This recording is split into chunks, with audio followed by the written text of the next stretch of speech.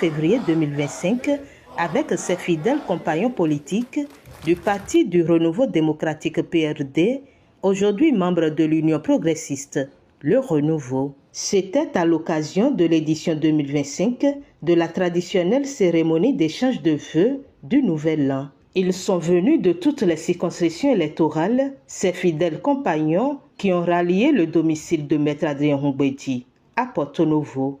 Et à travers la voix de leur porte-parole, Falilou Kadiri, ils ont formulé le meilleur vœu à leur hôte Maître Adrien Humbedi, 3 fois président de l'Assemblée nationale du Bénin à l'aide du Renouveau démocratique, plusieurs fois candidat à l'élection présidentielle et aujourd'hui personne ressource du parti Union progressiste, le Renouveau.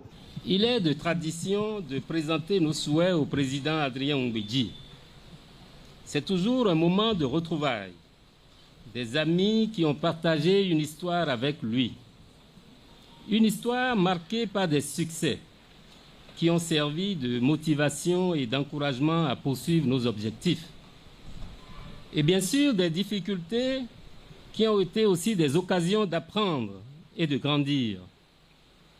Ces derniers nous ont aidés à comprendre nos limites et à développer des nouvelles compétences. C'est un moment de renouveau où nous avons l'opportunité de partager nos aspirations et nos ambitions pour l'avenir. C'est également l'occasion de rappeler l'importance de l'unité au sein de notre famille.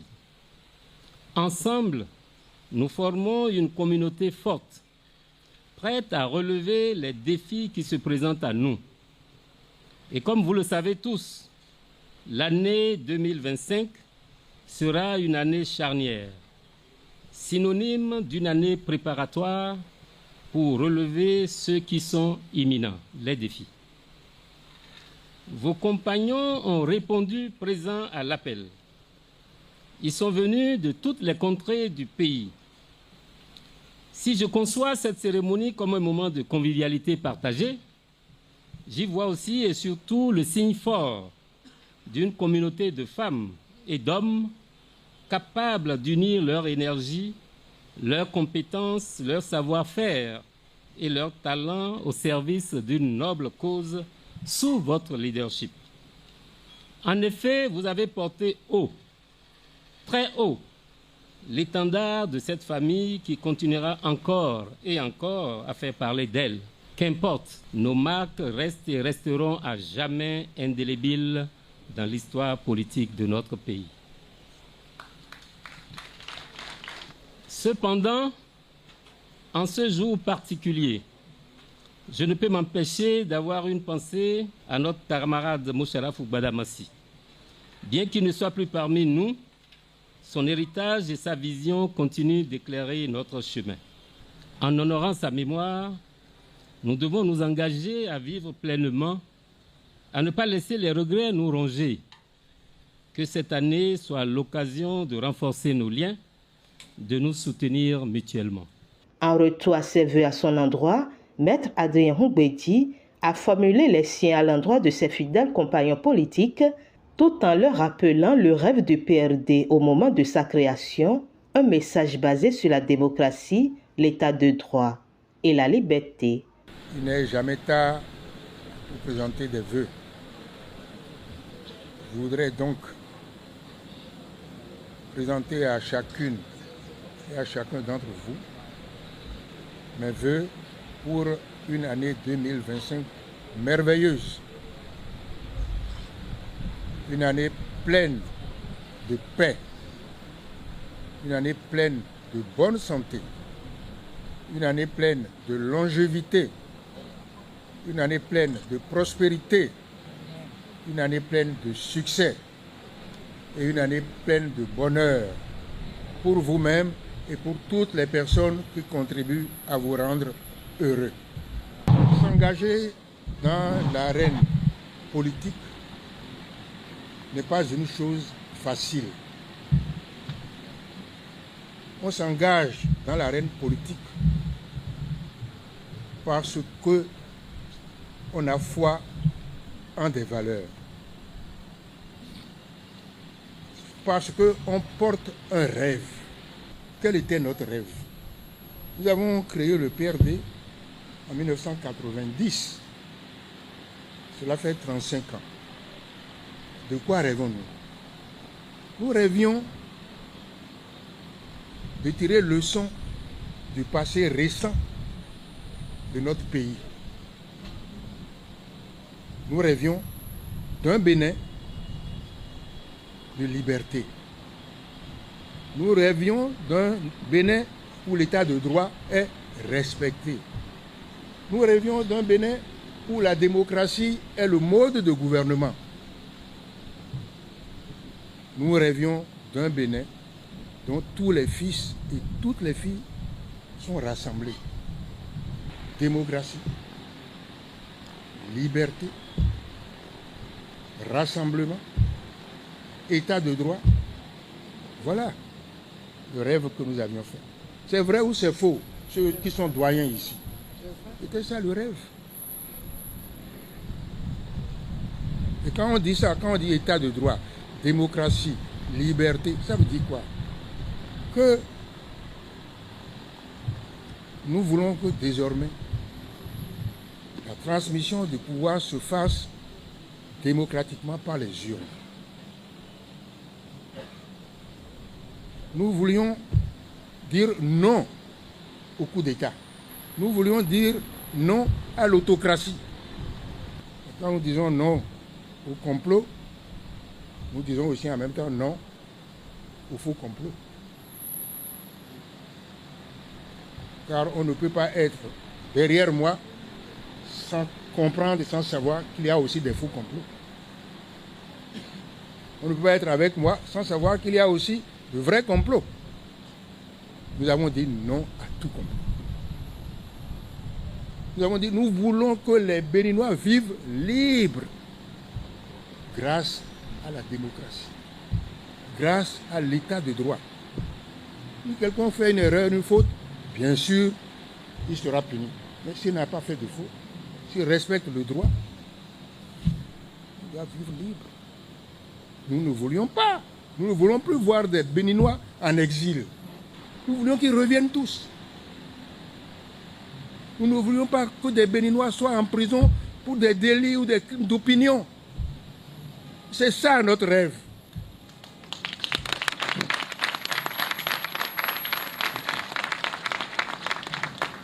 Nous voulions aussi dire non à la misère. Nous voulions dire non aux salaires impayés. Nous voulions dire non au programme d'ajustement structurel. Nous voulions un pays riche par sa production. Nous voulions que notre pays devienne riche parce que nous produisions. Et nous voulons que si nous obtenions la richesse, tous les Béninois partagent cette richesse. C'était ça le rêve. Les jeunes ne savent pas que c'était ça. Mais nous ne pouvons pas oublier. Et un rêve que pour ma part, je défends depuis l'âge de 25 ans. Ce n'est pas maintenant, à 83 ans, que je vais oublier ce rêve. Que je vais tourner le dos à ce rêve. Ça interpelle donc la conscience de chacun d'entre vous. Nous avons fait un rêve. Sommes-nous toujours fidèles à ce rêve? Beaucoup d'entre vous m'appellent et me pressent de faire le bilan. Faire le bilan de notre rêve. Et je leur réponds non. On ne fait pas le bilan d'un rêve. On poursuit un rêve. Comment voulez-vous faire le bilan de quelque chose que vous ne maîtrisez pas? Mais nous devons poursuivre le rêve. Nous devons faire en sorte que partout où nous passerons, que ce rêve puisse devenir réalité. C'est ça notre combat d'aujourd'hui. C'est la poursuite du rêve que nous sommes en train de faire. Vous avez vu, on a créé l'UPR. Nous sommes membres de l'UPR. Comme je l'ai dit plusieurs fois, nous ne sommes pas rentrés dedans pour en sortir. Nous sommes rentrés dedans pour y rester, mais pas pour disparaître.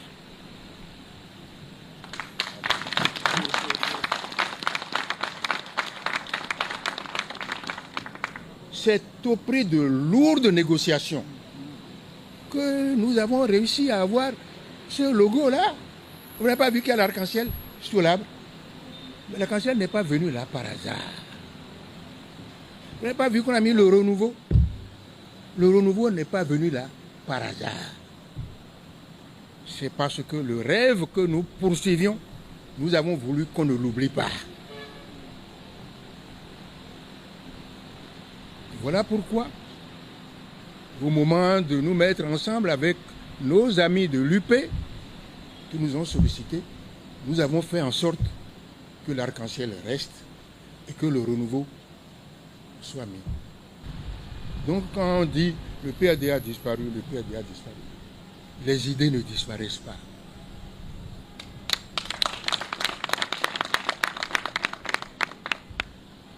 J'ai dit dans un discours il n'y a pas si longtemps que la démocratie ne disparaît jamais. On peut lui tordre le cou, tordre le cou, tordre le cou. Il finit toujours par trouver un moyen de sortir et de triompher. C'est le rêve qui s'accomplit. Donc nous devons continuer notre rêve. Ah, ce n'est pas un chemin facile. Nous avons reçu des coups et nous en recevrons encore.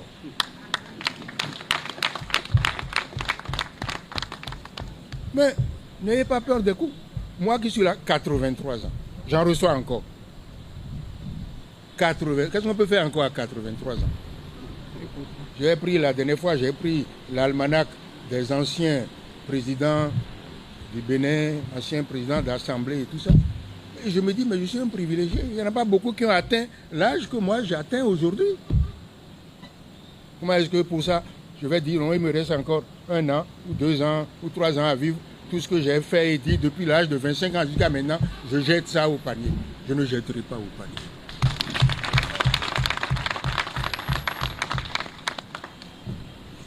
Alors, nous avons pris des coups. Nous prendrons encore des coups. Et je voudrais dire à nous, quelques-uns qui ont réussi à avoir une place quelque part, député ou quelque chose, dites-vous que c'est toujours au nom du parti que vous l'avez eu.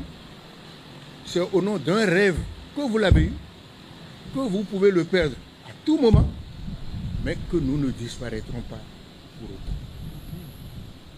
Et quand je vous vois ici, tous ensemble aujourd'hui, j'ai la conviction que le rêve ne disparaîtra pas. Beaucoup nous ont quittés, mais nous sommes toujours là. Et beaucoup reviennent. Pourquoi? Parce qu'ils ont compris que ce rêve-là est un bon rêve. Les gens qui nous martyrisaient aujourd'hui disent, parce qu'ils sont à leur tour martyrisés, ils disent, ah, ces gens-là, ce monsieur-là, il avait raison. Ça n'arrive pas qu'aux autres. Mais je suis persuadé qu'aujourd'hui, il y a des gens qui disent, mais ce monsieur, ce parti-là, ils avaient raison. Nous voici, nous aussi, victimes. Et les victimeurs d'aujourd'hui deviendront peut-être eux aussi demain des victimes. Mais si c'est l'état de droit, si on respecte la démocratie, si on ne fait pas des lois liberticides, eh bien, personne n'ira en prison. Personne ne sera obligé d'aller en exil. Lorsque nous avons fait la conférence nationale, Kérékou 2, est-ce que vous avez appris que quelqu'un est allé en prison, que quelqu'un est allé en exil? Pourtant, c'est le même Kérékou. La terreur du PRPB. Quand il a changé, il est devenu un vrai démocrate.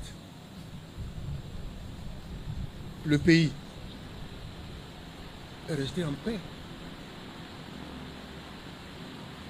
Je veux dire par là que c'est la méthode de gouvernement que vous employez qui entraîne la forme d'opposition que vous avez. Et je voudrais dire que ce que nous voyons là, que nous avons vu cette semaine, il faut être franc, honnête. C'est la conséquence de l'exclusion.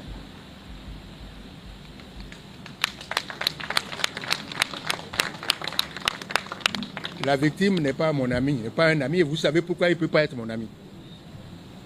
Vous savez pourquoi cette victime-là ne peut pas être mon ami. n'est-ce pas? Donc, ce n'est pas la personne de l'intéressé qui me préoccupe. Ce qui me préoccupe, ce sont les principes.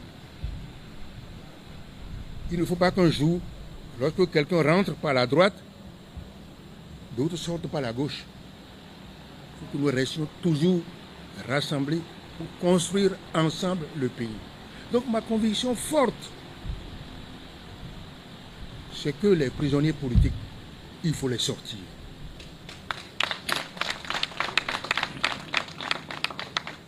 Ma conviction forte, c'est ceux qui sont en exil, qu'il faut qu'ils reviennent. C'est comme ça que nous avons fait la conférence nationale. Et j'en appelle de mes voeux à ce que nous nous retrouvions sous l'arbre à palabres. Que nous mettions tout sur table. Que nous discutions de ce qui nous oppose les uns aux autres. Et que nous trouvions les solutions qui permettent à tous les enfants du Bénin de rester ensemble pour construire le Bénin. Voilà mon rêve.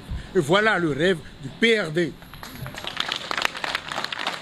De plus, l'hommage rendu à tous ses compagnons politiques disparus, et en particulier Feu Moucharaf Gbadamassi, témoigne d'une reconnaissance de l'héritage politique qui doit continuer à inspirer les nouvelles générations.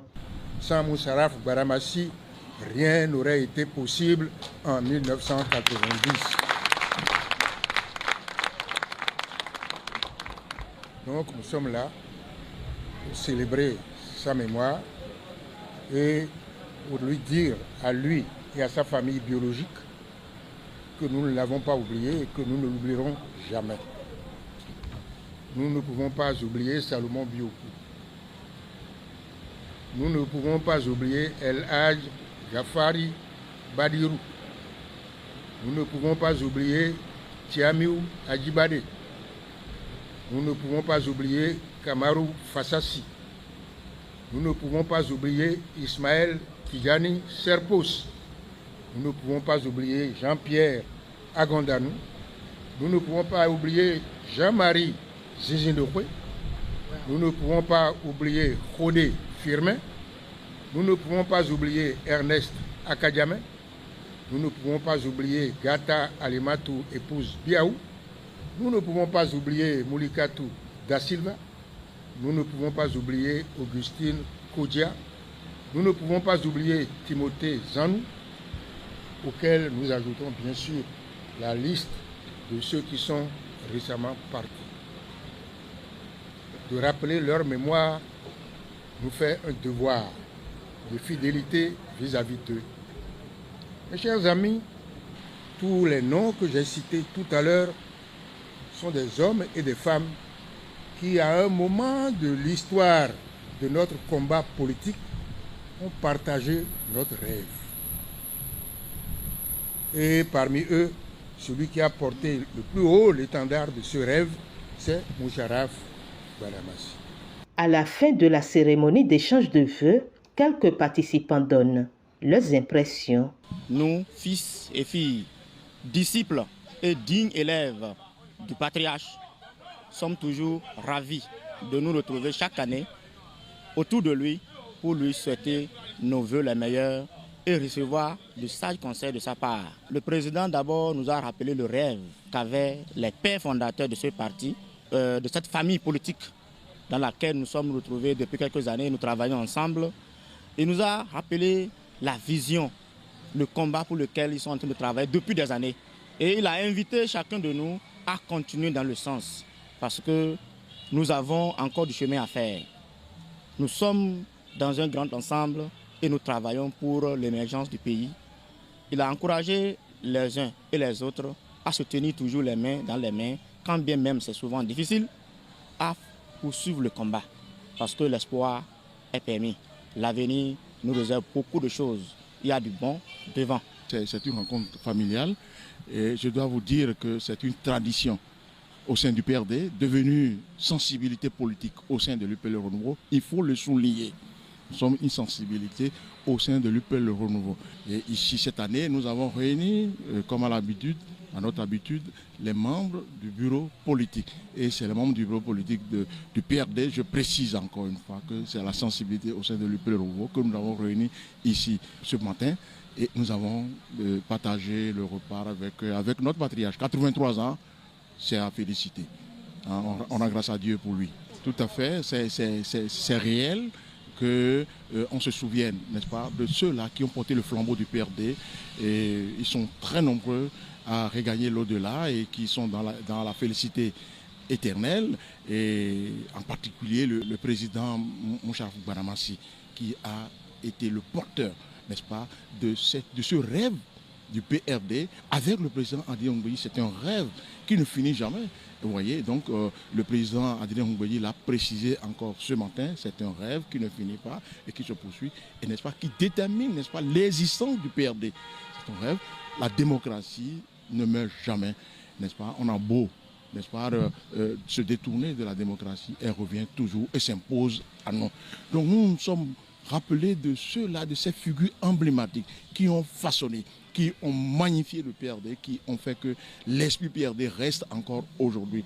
Et le président Ngouilly, qui est le témoin de tout ça, a rappelé la mémoire de ces illustres personnalités au sein du pays qui ont fait le PRD pendant longtemps, et dont le président Moucharaf Gbadamassi. Et j'en profite, n'est-ce pas, pour vous dire que nous avons décrété toute la semaine qui vient.